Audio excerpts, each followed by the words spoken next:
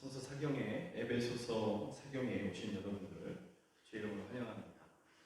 또 2년 처소에서 영상으로 사경에 참여하시는 우리 사랑하는 성도들을 주의 이름으로 축복합니다. 잠시 기도하겠습니다. 하나님 아버지, 에베소서 사경회를 그 둘째 날을 이렇게 함께하게 하시니 감사합니다. 이 시간을 통하여서 우리 모두에게 큰 유익이 있게 하여 주시옵소서. 정말 바울 사도가 왜 감옥 중에 있으면서도, 묶인 상태에 있으면서도 찬송하리로다 했던 것처럼 우리도 그 이유를 알고 또 우리도 그와 같이 어떠한 상황에서도 하나님을 찬송하리로다 하는 우리 모두가 될 수 있도록 역사하여 주시옵소서. 감사드립니다. 예수 그리스도의 이름으로 기도드립니다. 아멘.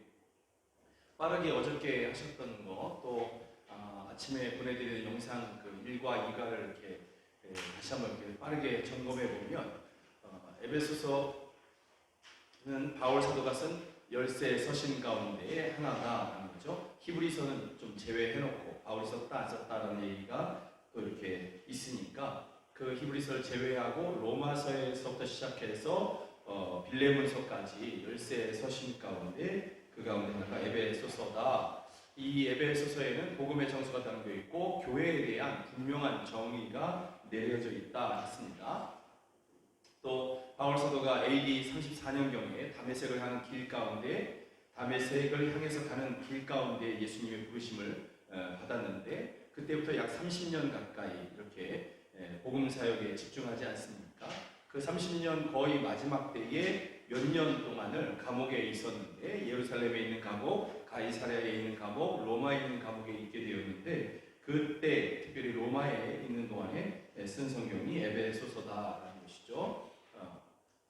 그래서 이것을 옥중서신이라고 하는데, 그럼 바울 사도가 왜 감옥에 갇혔느냐? 1, 2, 3차 선교 여행을 마치고 예루살렘에 올라갔을 때에 유대인들에게 붙잡혀서 이렇게 고발이 되고 그때부터 감옥에 있게 됩니다.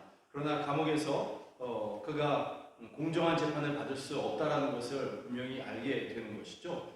바울 사도가 죄가 없는 것을 당시의 총독이나 또 분봉왕 헤롯이 알고 있었음에도 불구하고 바울을 풀어주지 않습니다. 유대인들의 마음을 얻고자 해서 바울을 계속해서 묶어두는데 그게 2년이라고 있습니다. 2년 동안 그렇게 묶여있는 동안에 바울 사도가 나는 이제 가이사에게 항소하겠다 이렇게 이야기, 그 항소를 결정하고 그것을 말함으로 인해서 그가 로마까지 가게 된 것이죠. 이제 로마에 도착해서 바울 사도가 1차 투옥 때는 가택연금에 있었고 그렇게 한 2년 정도를 머물렀고 그 후에 또 한 2년 정도는 정말 감옥에 있게 되는 것이죠.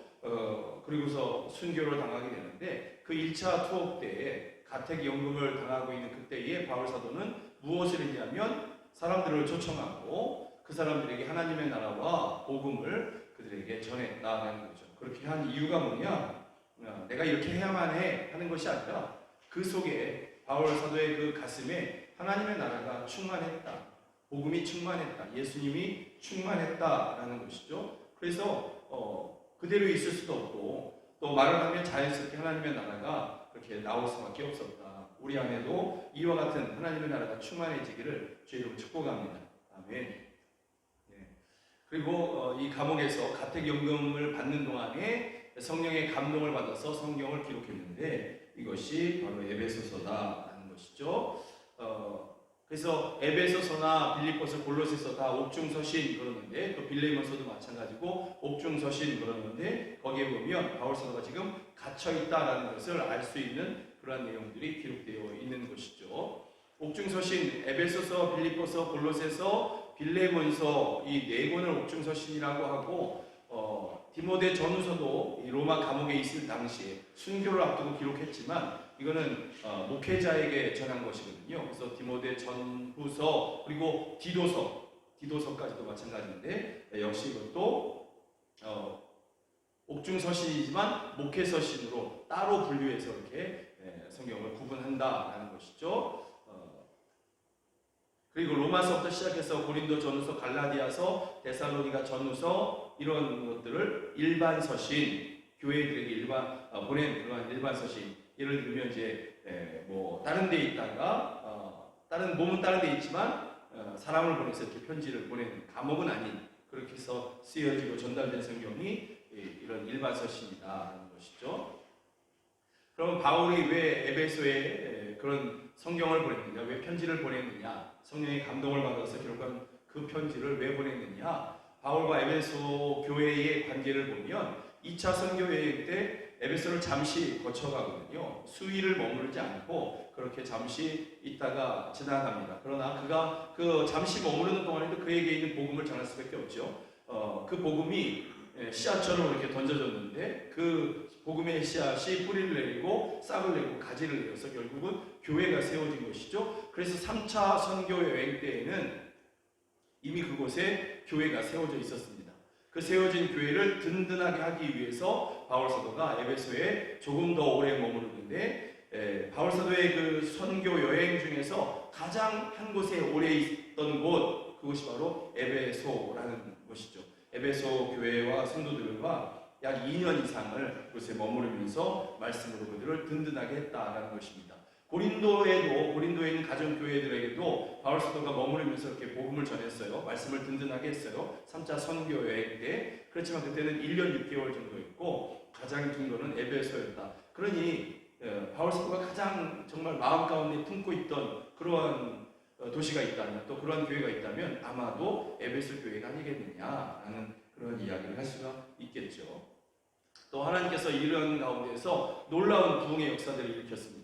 그 놀라운 부흥의 역사는 회개의 역사였고 과거를 끊어내는 그러한 역사였다라는 거죠. 마치 1907년 평양 대부흥에 있었던 그런 엄청난 회개 운동처럼 그렇게 하나님께서 이 에베소의 교회들에게 놀라운 일들을 행하셨다라는 것이죠. 에베소서의 형식 또 구조를 이렇게 보면 에베소서는 편지서자를 쓴다고 했습니다. 그래서 편지이고, 그러다 보니 전체적인 형식도 편지의 형식을 빌려서 처음에는 인사, 그 다음에는 본론, 그리고 마지막 부분에는 인사, 이렇게 성경이 마무리가 됩니다. 그래서 여기까지가 이제 에베소서 전체의 어떤 개관이고, 그 다음에 장별 주제를 좀 빠르게 본다면, 어저께 한 1장, 2장을 좀 함께 본다면 1장의 장별, 1장의 주제는 무엇으로 볼 수 있냐면, 일단 전체적으로 이렇게 좀 나누어서 보면 1장 1절, 2절을 첫 문단으로 나눌 수 있습니다. 이때를 인사하는 장면인 것이죠. 보내는 자와 받는 자에 대한 이야기가 있고, 그 받는 자들에게 예수님의 이름으로 은혜와 평강을 선포하는 그러한 장면입니다. 그리고 3절부터 13절까지는 찬미문이 나오고요. 다른 성경에도 있어요. 찬송하리로다, 이런 구절은 있습니다. 그렇지만 이 찬송하리로다 그러면서 그 이유를, 찬송해야 될 이유를 아주 길게, 특별히 이렇게 찬미문처럼 이렇게 기록해내는 것은 에베소서가 거의 유일할 정도다. 독특한 에베소서의 특징 중에 하나다라고 했습니다. 또 15절부터 21절까지는 감사의 기도문이 있는 것이고요. 그래서 1장의 핵심 주제로는 인사와 찬미, 그리고 감사의 기도, 이렇게 들 수가 있겠죠. 그리고 1장 마지막 부분에 교회가 나옵니다. 교회는 그의 몸이다, 그리스도는 교회의 머리다, 이렇게 선언하는 교회의 정의를 이야기하는 장면이 나옵니다. 이 정말 위대한 선언이고, 교회가 왜 중요한지, 왜 귀한지, 왜 존귀한지를 알게 되는 그러한 선언인 거죠. 그리스도의 몸, 이것으로서 교회는 참으로 존귀하다라는 것이죠. 여러분, 이거에 대해서 제가 많은 분들한테 여쭤봅니다. 어떤 분들한테, 목사님들한테도 제가 여쭤보는데, 교회는 뭐라고 생각하십니까? 그러면 여러분, 제가 그동안에 만났던 많은 목사님들 중에서 딱 한 분만 교회는 그리스도의 몸이죠 라고 충주에 계신 목사님이 딱 한 분이 이렇게 대답을 하시더라고요. 다른 분들은 많은 이야기를 하시는데 이 대답은 안 하셨어요. 근데 딱 한 분, 제가 물어본 목사님 중에 딱 한 분이 교회는 그리스도의 몸이죠. 그래서 저는 그분을 존경하기 시작했어요. 너무나 분명하게 알고 계시지 않습니까? 근데 이런 교회는 뭐라고 생각하십니까? 이렇게 여쭤보면 교회는 예배하는 곳이죠. 교회는 뭐 구제하는 곳이죠. 교회는 교제하는 곳이죠. 뭐 이렇게 어떤 분은 교회는 헌금하는 곳이죠. 뭐 이렇게 얘기하는 분도 저는 만나봤습니다. 그러나 그건 교회의 정의가 아니죠. 교회가 뭘 하는 곳이냐, 그다음에 예배하는 곳이다. 뭐 이렇게 얘기할 수 있을지는 모르지만 교회의 정의는 아닌 것이죠. 교회는 그의 몸이다라는 것이죠. 교회는 그의 몸. 이게 가장 정확한 그러한 교회에 대한 정의다라는 것이죠. 2장에서 보면 너희가 교회가 되었다라는 거죠. 그러나 너희의 과거의 너희의 모습은 그렇지 않았다라는 것이죠. 과거의 너희의 모습은 허물과 죄로 죽었던 너희다. 너희는 시체였다. 죄로 말미암은 시체, 걸어다니는 시체였다. 성경은 그렇게 아예 선언하고 있는 것이죠. 또 11절부터 18절까지 이 에베소 교회의 이방인 성도들에게 이렇게 좀 집중하는 그러한 모습들인데, 이방인 성도들 너희가 또 과거에 어떤 모습이었느냐? 너희는 외인이었다. 그리스도 밖에 있었고 이스라엘 나라 밖의 사람이라 약속의 언약들에 대하여는 외인이다. 상관없는 사람들이다. 세상에서 소망이 없고 하나님도 없는 자였다. 그래서 2장 전체의 어떤 그 핵심 단어를 찾는다고 한다면 그때의 너희는 이렇게 볼 수가 있는 것이죠. 그때의 너희는 이런 사람들이었다. 이렇게 선언하고 있는 것입니다. 여기에 저와 여러분이 다 포함되는 것이죠. 저와 여러분이 다 포함되는 것입니다. 지금의 이스라엘 사람들도 여기에 다 포함되는 것이죠. 예수님을 믿지 않는 사람들, 그들은 아브라함의 후손이라고 그렇게 주장할지는 모르겠지만, 그러나 그들도 다 여기 예수님을 믿지 않으면 다 여기에 속하게 되는 것이고, 그리고 예수님을 믿게 되면 이제는 새로운 존재가 된다라는 것이죠. 그리고 이제 13절부터는 그러나 이제는, 그러나라는 말은 없지만 제가 이렇게 붙였지만 이제는 이런 말로 과거에는 너희가 허물과 죄로 죽었고 과거에는 너희가 이방인이었고 외인이었고 이런 말씀이었지만 이제는 전혀 다르다라는 거죠. 유대인과 이방인이 그리스도 예수 안에서 가까워졌다. 그런데 특별히 그리스도 예수의 피로 말미암아 가까워졌다. 예수님의 십자가 사역이 유대인과 이방인 사이에 있는 그 벽을 완전히 다 허물었다. 그래서 이제는 그리스도 안에서 유대인이 있을 이유가 없고 그리스도 안에서 이방인이 있지 않다라는 것이죠. 다만 그리스도 안에서 성도가 있는 것이죠. 그리스도 안에서 성도. 저와 여러분들은 다 성도인 것이죠. 예전에 제가 여러분들이 정말 그때 많이 도와주셔서 저희 어머니 그 천국 환송 예배를 은혜 가운데 마칠 수 있었는데, 그때 제가 박 목사님 다 말씀을 다 전하시고 또 장로님들이 기도하시고, 그리고 마지막에 이제 그 장례의 마지막 순서 가운데 제가 인사할 때 이런 말을 했습니다.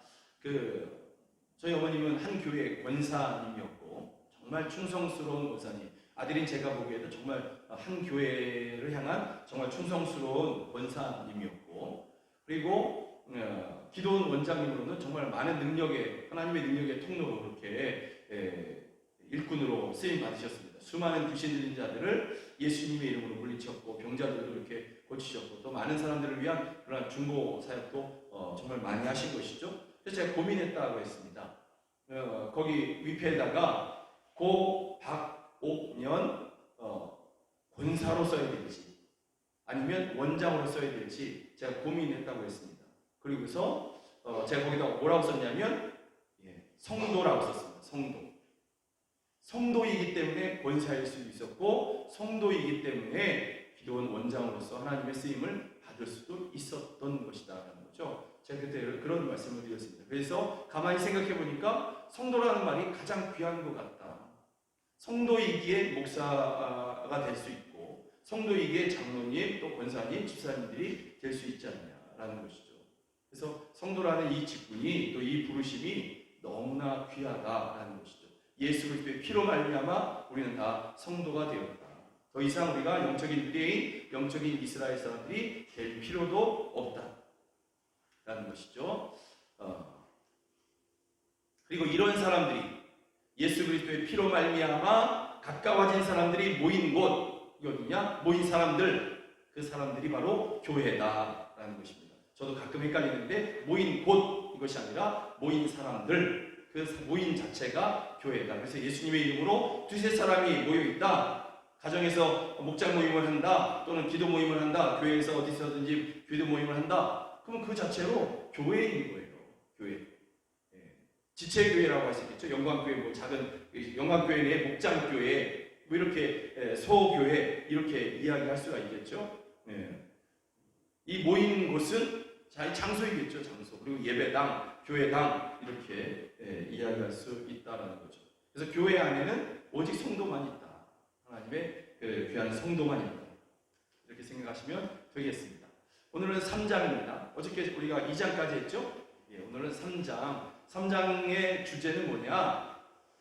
1절과 14절에 보면 이러므로 이러한 단어가 있습니다. 1절과 14절에 보면 이러므로 라는 그런 말이 있는데 1절에서 바울 사도가 우리 개역 한글판 옛날 성경에는 뭐라고 되어 있냐면 이러함으로 되어 있어요. 이러함으로. 그런데 14절에도 똑같이 이러함으로 또는 이러므로 이렇게 다 기록이 되어 있는데 14절은 기도를 시작하는 거죠. 14절에 보면 이러므로 내가 아버지 앞에 무릎을 꿇고 비노니, 여러분에게 나누어드린 유인물과 좀 순서가 좀 바뀌었지만 제가 강의 준비하면서 좀 바꿨어요. 14절에 보면 기도하기 시작하는 거예요. 이러므로 내가 너희를 위해서 기도한다 라는 거죠. 너희를 위해서 기도한다. 그런데 1절에도 이러므로 라는 말이 있거든요. 이런 것을 보면 바울 사도가 1절에서 아예 기도를 시작하려고 했다는 거죠. 이러함으로 내가 너희를 위해서 하나님께 기도하는데 무릎을 꿇고 기도하려고 하는데, 그러다가 1절에서는 문득 지금 내가 또 다른 설명을 좀 해야 되겠구나 하고 설명으로 넘어가고, 그 설명이 끝나서 바로 14절에서는 기도를 시작한다라는 것이죠. 그럼 그 기도 내용이 뭐냐? 현재의 에베소 성도와 교회들을 위한 기도를 한다는 거죠. 내가 하늘의 아버지께 무릎을 꿇고 비는데 너희를 위해서 내가 기도한다라는 거죠. 여러분, 이게 그럴 수 있지. 바울 사도는 목사이고 또 선교사이니까 그래야 되는 건 아닌가? 당연한 건 아닌가? 근데 바울의 그 현재의 그 처지가 자기 코가 석자잖아요. 감옥이지 않습니까? 얽매여 있고 자유가 빼앗겼지 않습니까? 그런데 그의 첫 번째 기도의 내용이, 그가 나는 이래서 하나님 앞에 무릎을 꿇고 기도하는데 너희를 위해서 기도한다, 이렇게 얘기하는 것이죠. 사도의 간절한 기도는 교회를 향한, 또 성도들을 향한 그러한 기도였다라는 것이죠. 근데 그 기도의 내용이 뭐냐?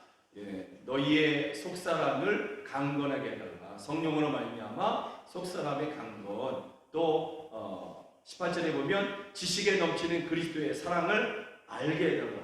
그리스도의 사랑을 알게 해달라. 또 19절에 보면 하나님의 모든 충만하시는 것으로 충만하게 해주십시오. 여러분, 우리가 주일에 이렇게 종종 기도합니다. 주님 이곳에 임하여 주시고 주님 한 분만 이곳에 충만하여 주십시오. 바울 사도가 지금 에베소 교회 성도들을 향해서 그렇게 기도하고 있는 것이죠. 이것을 우리 표현대로 하면, 우리가 주일에 함께 기도하면서 했던 그러한 표현대로 하면, 하나님 이곳에 주님이 충만하시고 주님께서 이곳을 다스려 주셔서 하나님의 나라를 이루어 주십시오 라는 것이죠. 바울 사도가 에베소 교회를 향해서 그렇게 기도하면서 너희 안에 하나님의 나라가, 그 충만하신 하나님의 나라가 이루어지기를 그렇게 기도하고 있다. 그리고 그리스도의 사랑을, 지식에 넘치는 뭐라고 했어요? 지식에 넘치는 그리스도의 사랑, 사람이 측량할 수 없는, 사람이 헤아릴 수 없는 그리스도의 사랑을 알게 해달라고. 여러분, 제가 종종 얘기했습니다. 초대교회 성도들은 대부분 다 가난하다고. 그러면 부자가 되게 해달라고. 제가 여러분들에서 그렇게 기도한다고 했죠. 우리 영광교회 성도들 부자가 되게 해달라고. 그런데 바울 사도는 그런 기도를 안 했어요. 에베소 교회 그 고난당하고 가난한 성도, 힘이 없는 성도들을 위해서 부자가 되게 해달라, 또 아주 권세를 얻게 해달라, 이런 기도를 하는 것이 아니라 지식에 넘치는, 인간이 측량할 수 없는 그리스도의 사랑을 알게 해달라고 그렇게 기도를 하는데, 바울 사도가 알기에, 그가 믿기에 이것이면 충분하다라는 것이죠. 저도 이것을 동의하고 여러분들도 동의할 것입니다. 그리스도의 사랑을 아는 것, 그것으로 내게 충분하다. 어떤 고난, 어떤 환난, 그 모든 것들을 넉넉히 이길 수 있다라는 것이죠. 바울 사도가 이미 그것을 경험했고 그 경험 가운데 에베소 교회 성도들에게 그리스도의 사랑을 알게 해달라고 이렇게 기도하는 것입니다. 지금 현재 바울은 갇혀있죠. 그러나 이렇게 내가 너희를 위해서 기도한다 했지만 바울 사도가 지금 갇혀있죠. 그래서 사람들이 이 편지를 만약에 기도문이 먼저 들어가 있다면 나는 너희의 속사람이 강건하게 해달라고 기도하고 있고 너희가 그리스도의 지식에 넘치는 그리스도의 사랑을 알게 해달라고 기도하고 있고 하나님의 모든 충만하신 것으로 너희에게 충만하게 하시기를 내가 기도한다. 그런데 이 편지를 받는 성도들이 보면서 믿음 약한 성도들이 보면서 자기는 감옥에 갇혀 있으면서 이럴 수 있지 않습니까? 예. 그 시대나 지금이나 비슷한 성도들이 있는 거죠. 예수님을 믿으면 무조건 잘 돼야 된다라는 거. 예수님을 믿으면 뭐든지 형통해야 된다. 뭐 이런 그런 생각들을 늘 가질 수 있는 그런 분들이 있는 것이죠. 그래서 혹이라도 이것이 이 에베소서의 이 성경을 이 말씀을 또 그 뒤에 계속해서 나올 수 있는 그런 말들을 혹시나 자기가 갇혀 있는 것 때문에 걸림돌이 될까 해서 바울 사도가 자기의 갇힘에 대해서 설명을 해줍니다. 1절에 보면 그러므로 그리스도 예수의 일로 너희 이방인을 위하여 갇힌 자 된 나 바울이 말하거니와 이러므로 갇힌 자 된 나 바울이 말한다 라는 거죠. 이러므로 기도 시작하려다가 갇힌 것이 갑자기 떠올라서 그것도 먼저 해결하겠다 하는 그런 의지가 보이는 것이죠. 그런데 여기서 갇혔다. 누구를 위해서? 너희 이방인을 위해서, 너희들을 위해서, 에베소 교회 너희들을 위해서 내가 갇혔다. 이렇게 감옥에 있는 것이다. 그래서 기도하기 전에 그들을 위해서 기도하는 그러한 내용을 보내기 전에 자신의 상황을 설명할 필요가 있었다는 거죠. 걸림돌이 되지 않게 하기 위해서 그랬다는 것이죠. 그러므로 너희에게 구하노니 너희를 위한 나의 여러 환난에 대하여 낙심하지 말라. 이는 너희의 영광이니라. 내가 지금 감옥에 있지만 그러나 이것이 허물이 아니라 내가 너희를 위해서 수고하다가 또 예수님을 위해서 수고하다가 복음을 위해서 수고하다 이렇게 된 거야. 그런데 이런 일은 너희들도 겪을 수 있어. 그리고 이것은 그 자체로 영광인 거예요.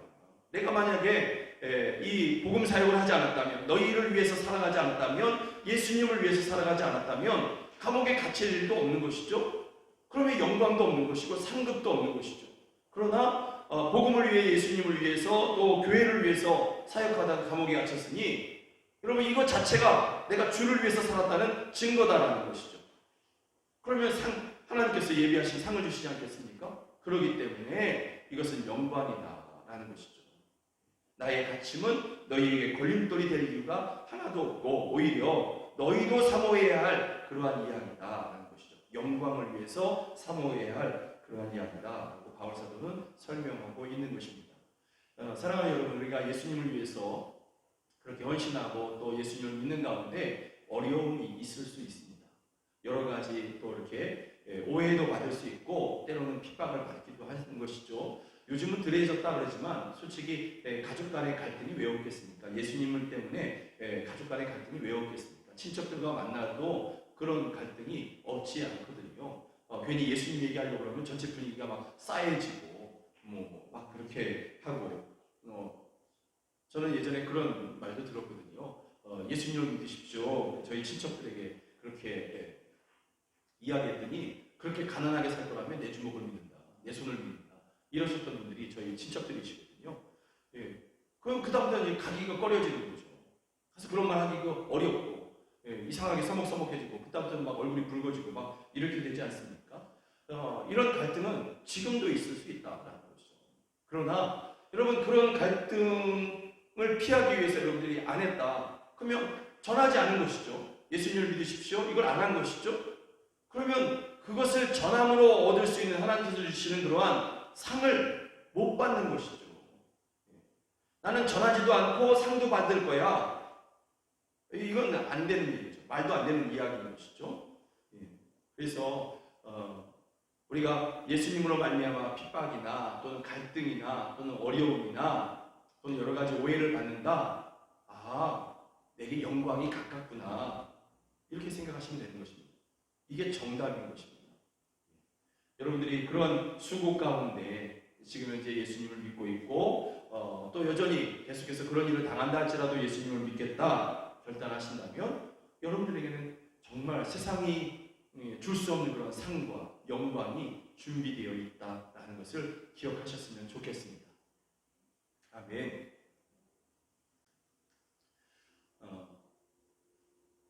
바울 사도에게 하나님께서 맡기셨다. 그 맡기신 것, 또 성도들에게 맡기신 것, 같은 것을 맡기셨는데 내가 이것을 위해서 수고하다가 이렇게 감옥에 갇혔다라고 얘기하는 건데요. 3절에 보면 하나님의 비밀이다.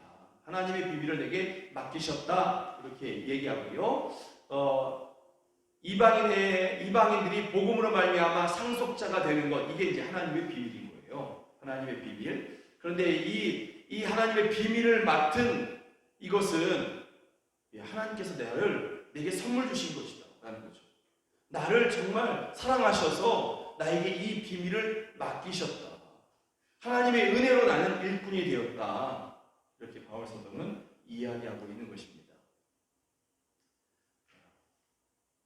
그리고 이제는 이것을 교회를 통해서, 너희를 통해서 이 하나님의 비밀을, 곧 복음을 그렇게 알리시기를 하나님께서는 작정하셨다.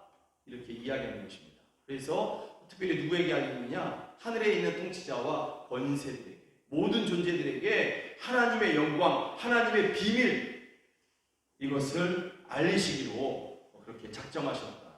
그러니까 교회가 그대로 가만히 있는 것 같지만 이 교회를 통해서 놀라운 비밀들이 그렇게 드러나게 되는 것이죠. 하나님의 경륜, 하나님의 비밀들이 드러나게 되는 것입니다. 그래서 교회는 아무리 작은 교회라 할지라도 위대한 것이죠. 하나님의 비밀을 맡았고 하나님의 영광을 드러내는 존재들이기 때문에 아무리 작은 교회라 할지라도 존귀하다라는 것이죠. 예전에 제가 운동하다가 어떤 분이 우리 영광교회를 알고서 아름다워, 자기는 옆에 있는 어떤 큰 교회 다닌대요. 그러면서 막 이렇게 이런저런 얘기하다가 성도가 몇 명쯤 되냐고, 안목에 있냐, 누구 있냐, 나도 만나본 적이 없는 사람을 이야기하면서 막 그렇게 얘기를 해요. 그러면서 나 그래서 그건 모른다. 그러냐? 마지막에는 그러면 지금 몇 명이나 모이냐? 그래서 몇 명 모인다 그랬더니 아직도 그 정도밖에 안 되냐고. 그래서 제가 일단 그렇게 해서 넘어갔어요. 그럼 그 다음날 그걸 다시 만나서 붙잡았어요. 밤새 내가 고민했거든. 마음속에 하나님이 주신 그 분노, 저는 그거 때문에 하나님이 주신 분노라고 저는 그런 생각을 해요. 그의 얼굴을 봐요. 저보다 한 10살 더 많아 보이셨던 분인데 그분을 붙잡고 제가 딱 멈춰 세우고 잠깐만 제가 드릴 말씀이 있습니다. 어저께 저에게 이러이러한 말씀을 하셨는데 세상에 그 정도밖에 안 되는 교회는 있을 수 없습니다. 한두 명이 모여도 그 교회는 존귀합니다. 다시는 그런 말 하지 마십시오. 본인이 다니는 교회에 교회세가 성도들이 많다 할지라도 다시는 그런 말 하지 마십시오. 교회는 그런 말을 들을 수 있는 존재가 아닙니다. 교회는 그 자체로 존귀합니다. 이분이 정말 부끄러워하고 그 다음부터 저한테 지금까지도, 그게 한 2년 정도 된 것 같은데 지금까지도 저한테 부끄러워하시고 조심스러워 하십니다. 그리고 다시는 저한테 예전에 계셨던 분들, 나도 알지 못하는 분들의 이름 얘기하면서 그분 아니냐고 있냐고 묻지도 않는다는 거죠.